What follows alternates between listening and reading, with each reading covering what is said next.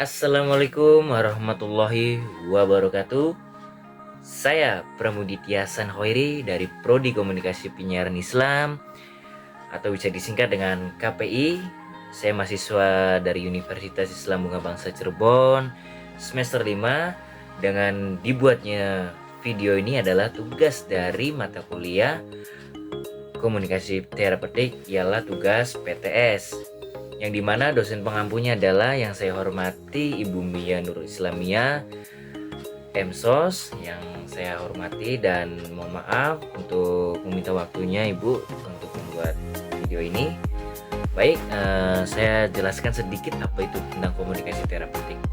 Komunikasi terapeutik ini merupakan salah satu bentuk komunikasi yang digunakan oleh profesional atau para profesional kesehatan, konselor atau terapis untuk membantu individu atau kelompok dalam memahami, mengatasi dan mengelola masalah atau kondisi tertentu.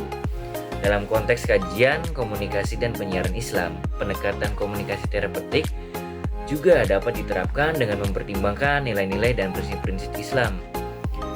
Berikut beberapa refleksi terkait komunikasi terapeutik dalam konteks kajian komunikasi dan penyiaran Islam. Saya akan menyebutkan 3 dan saya akan menjelaskan salah satu contohnya dari ketiga tersebut. Yang pertama ada empati dan keterbukaan. Di sini ada refleksinya, ialah sebuah kayak pertanyaan gitu. Sebagai komunikator atau terapis, bagaimana saya dapat menunjukkan empati dan keterbukaan secara Islam? Bagaimana nilai-nilai Islam dapat memandu cara saya berkomunikasi dengan klien atau pasien? Oke, di sini saya langsung jawab saja. Bagaimana nih nilai-nilai Islam dapat memandu cara saya berkomunikasi dengan klien atau pasien? Yang pertama, kita perhatikan dulu klien kita bagaimana. Apakah dia bisa diajak ngobrol dengan secara baik-baik atau dengan secara emosinya bisa terkontrol. Kalau secara Islam kan kita harus menunjukkan sebuah empati dan rasa lah, kayak semisal kita tuh peduli dengan orang tersebut, bahwasanya kita akan membuka sebuah komunikasi kepada klien kita. Yang kedua ada etika komunikasi. Refleksinya, apakah praktik-praktik komunikasi saya sesuai dengan etika Islam? Bagaimana Islam memandang kerahasiaan dan kepercayaan dalam hubungan terapeutik? Oke, saya jawab di sini, apakah praktik-praktik komunikasi saya sesuai dengan etika Islam? Bisa dibilang sesuai. Dan bagaimana Islam memandangkan kerahasiaan dan kepercayaan dalam hubungan terapeutik?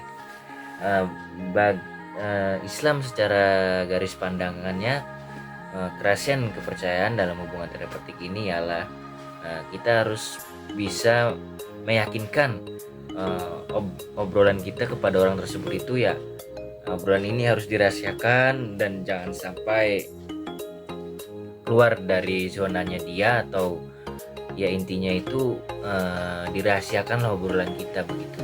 Dan yang ketiga ada penggunaan bahasa yang tepat. Ini yang salah satu saya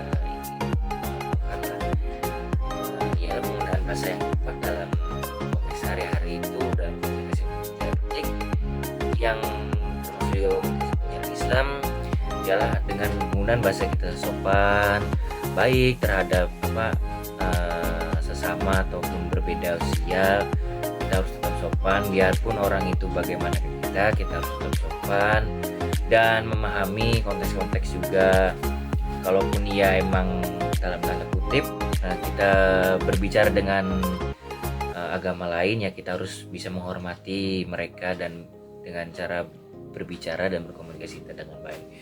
Baik, kurang lebihnya seperti itu. Mohon maaf Ibu dan para penonton yang melihat ini. Saya Pramuditya Sanhoiri pamit undur diri. Wabillahi taufiq wal hidayah. Wassalamualaikum warahmatullahi wabarakatuh.